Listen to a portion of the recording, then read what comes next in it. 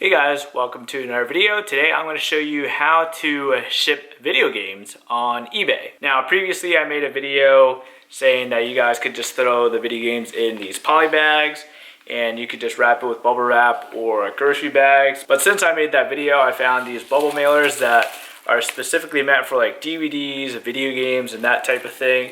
And they're pretty much the same size as the bag, so I'll leave links to these in the description below. All you have to do is put the games into the bubble mailers. Now it's going to be a pretty snug fit, so you're going to have to work it in there a little bit, just like so. But as you can see, very snug, very tight. And next thing, you just have to rip off this top and flip it over. And there you go, guys. The video game is packed nice and tight. Now I'll include a clip of me printing off the shipping label on eBay. So we are currently on our desktop and we're about to print off the shipping label. So when you sell an item, it will be under your notification bell over here.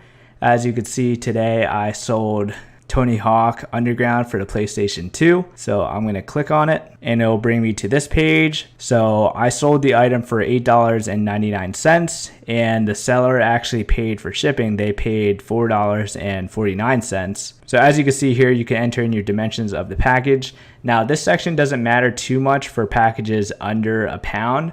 So under 16 ounces, it doesn't matter. So I don't usually bother with this section for items under a pound. My main concern is the weight. So as you can see here, the total cost of the shipping label is $3.22.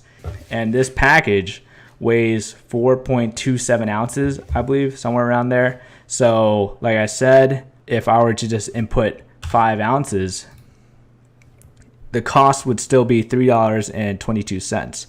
That's why I like entering it in increments of 4, because if I change it from 5 ounces to 8 ounces, the price is still the same. However, if I jump from 8 ounces to 9 ounces, at this point it went up from $3.22 to $3.88.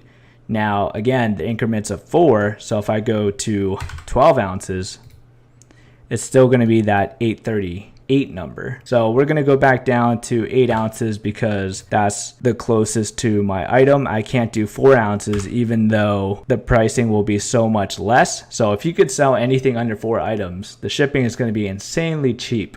But since it is 4.27 ounces, I have to round up and go to at least 5, but I'm just going to bump it up to 8 because the pricing is still exactly the same as 5 ounces. So after you have everything entered in, if you're worried about this dimension field, you could feel free to enter in your dimensions. Like if you want to measure your actual package, feel free to do so. But at this point in time, I'm not going to do it for my package. So we're going to click on purchase and print label.